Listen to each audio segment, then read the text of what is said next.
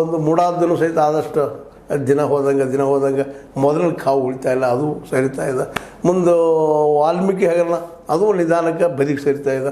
ಇರ್ಬೋದು ಒಂದಿಷ್ಟು ಏನೋ ಅದು ಹೇಳ್ಬೋದೇನೋ ಪ್ರಯತ್ನ ಮಾಡಿದರೆ ಇನ್ನೂ ಸ್ವಲ್ಪ ಸಿದ್ದರಾಮಯ್ಯವರಿಗೆ ಅಥವಾ ಅವ್ರ ಸರ್ಕಾರಕ್ಕೆ ತೊಂದರೆ ಕೊಡ್ಬೋದು. ಯಾವುದು ವಾಲ್ಮೀಕಿ ಹಗರಣ, ಯಾಕಂದ್ರೆ ಡಾಕ್ಯುಮೆಂಟ್ರಿ ಎವಿಡೆನ್ಸ್ ಅದಾವತ್ರಲ್ಲ.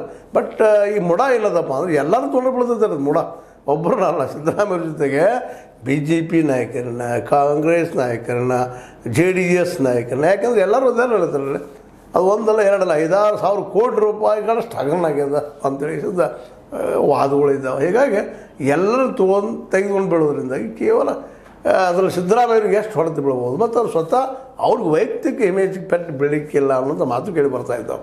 ಯಾಕಂದರೆ ಅವರು ಏನೋ ಅವರ ಹೆಂಡತಿ ತವ್ರ ಮನೆ ಕಡೆಯಿಂದ ಬಂದಂಥದ್ದು ಜಾಸ್ತಿ, ಆದರೆ ಏನೋ ಒಂದು ಸ್ವಲ್ಪ ಹೇಳಿಸಿರ್ಬೋದು, ಮಾಡಿರ್ಬೋದು ಅಂತ ಅನ್ನೋದು ಆರೋಪ ಬರ್ಬೋದು. ಅವ್ರ ಅಧಿಕಾರ ನಡೀತಿದ್ರಿ ಹೇಳಿಸಿರಿ ಮಾಡಿಸಿರಿ ಅಂತ ಅನ್ಬೋದು, ಆದರೆ ಅವರು ಅಪರಾಧಿ ಅಂತ ಆಗೋದಿಲ್ಲ. ಹೀಗಾಗಿ ಮತ್ತು ಹೆಣ್ಮಕ್ಳ ಅಪರಾಧಿ BJPಗೆ ವಾದ ಮಾಡಲಿಕ್ಕೆ ಅದನ್ನ ದೊಡ್ಡ ಮಾಡುವಂಥ ಪೊಲಿಟಿಕಲ್ ಚಾಕಚಕ್ಯತೆ ಈ ಒಂದು ಕಾಂಗ್ರೆಸ್ಸಿಗರಲ್ಲಿ ಸಾಕಷ್ಟು ಅದ. ಸ್ವತಃ ನಮ್ಮ ಸಿದ್ದರಾಮಯ್ಯರು ಸಹಿತ ಬುದ್ಧಿವಂತರಿದ್ದಾರೆ ಆ ವಿಷಯದಾಗ. ಹೀಗಾಗಿ ಮುಡಾನು ಸಹಿತ ಎಷ್ಟು ಪ್ರಭಾವ ಮಾಡಬೇಕಾಗಿತ್ತು ಅದು ಆಗ್ತಾಯಿಲ್ಲ. ಒಂದು ಕಡೆ ವಕ್ಫ್ ಕೈಯಿಂದ ಜಾರಾಗಿತ್ತು, ಇನ್ನೊಂದು ಕಡೆ ಮುಡ ಕೈಯಿಂದ ಜಾರಾಗಿತ್ತು. ಅದೇ ಕಾಲಕ್ಕೆ ಈ ವಾಲ್ಮೀಕಿ ಹಗರಣ ಬಗ್ಗೆ ಒಂದಿಷ್ಟು ದೊಡ್ಡದು ಆಗ್ಬೋದೇನೋ ಮಾಡ್ಬೋದೇನೋ, ಆದರೆ ಯಾರೂ ಯಾಕೋ ಏನೋ ಅದರ ಬಗ್ಗೆ ಇವತ್ತು ಮಾತಾಡ್ತಾ ಇಲ್ಲ. ಹೀಗಾಗಿ ಮತ್ತು ಆ ವಿಷಯ ತೆಗೆದುಕೊಂಡು ಇಷ್ಟೊಳಗೆ ಒಂದು ಪಾದಯಾತ್ರೆನೋ ಯಾವ ಯಾತ್ರೆ ಶುರು ಮಾಡ್ಬೇಕಾಗಿತ್ತು 14 ಮಂದಿ ಅವರು ಜೊತೆಗಾರರು ಅದೂ ಇಲ್ಲ. ಹೀಗಾಗಿ ಕರ್ನಾಟಕದಲ್ಲೇ ಇವತ್ತು ಸಿದ್ದರಾಮಯ್ಯನವರು ಏನಾಗ್ಬಿಟ್ಟಿದ್ದಾರಪ್ಪ ಅಂತಂದ್ರೆ ವಿಶೇಷವಾಗಿ ಇವೆಲ್ಲದರಿಂದ ಮುಕ್ತಿ ಹೊಂದು ಸಾಧ್ಯಗಳು ಎಲ್ಲ ಕಂಡು ಬರ್ತಾ ಇದ್ದಾವೆ. ವಕ್ಫ ಒಂದು ರೀತಿ ಟ್ರಸ್ಟ್ ಆಗ್ಲಿಕ್ಕತ್ತದ್ರಿ.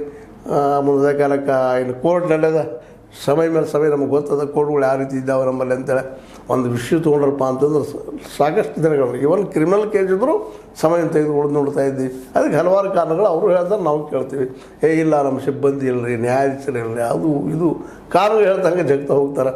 ಅಂದ್ರೆ ಇವೆಲ್ಲ ಏನಾಯ್ತು ಕೊನೆಗೆ ಅಂದ್ರೆ ಈ ವಕ್ಫ್ ಹಿಡ್ಕೊಂಡು ಎಲ್ಲರೂ ಒಂದೆಲ್ಲ ಟುಸ್ ಆದಂಗೆ ಆಯ್ತು ಅಂತ ಬಾಂಬೆನೂ ಹಾಕಿದ್ರು. ಒಳ್ಳೆಯ ಆವಾಜ ಆಗ್ತದೆ, ನಮ್ಗೆ ಅನುಕೂಲ ಆಗ್ತದೆ, ನಾವು ನಾಯಕರಾಗ್ಬೋದು ಇದರಿಂದ ಅಂತೇಳಿ. ಏಕಾಲಕ್ಕೆ ವಿಜಯೇಂದ್ರ ಹೊಡಿಬೋದು, ಇನ್ನೊಂದು ಕಡೆ ನಮ್ಮ ಕಾಂಗ್ರೆಸ್ಸಿಗೂ ಹೊಡಿಬೋದು ಅಂತೇಳಿ ಏನೇನು ಪ್ಲ್ಯಾನ್ ಮಾಡಿ ಜಬರ್ದಸ್ತ್ ಮಾಡೋಕೆ ಹೊಂಟಿದ್ರು. ಅದು ಅಷ್ಟರೊಳಗೆ ಏನು ಎಲ್ಲ ಡೆವಲಪ್ಮೆಂಟ್ ಅದು ನೀವು ನೋಡಿದಿರಿ. ಮತ್ತು ಈಗಾಗಲೇ ವಿಜಯೇಂದ್ರ ವಿರೋಧವಾಗಿ ಅಷ್ಟು ಮೊದಲಿನ ಉಗ್ರವಾದಂಥ ಮಾತುಗಳು ನಮ್ಮ ಯತ್ನಾಳರಿಂದ ಬರ್ತಾ ಇಲ್ಲ ಅನ್ನಿಸೋದು ನಾವು ಗಮನಿಸ್ತೀವಿ.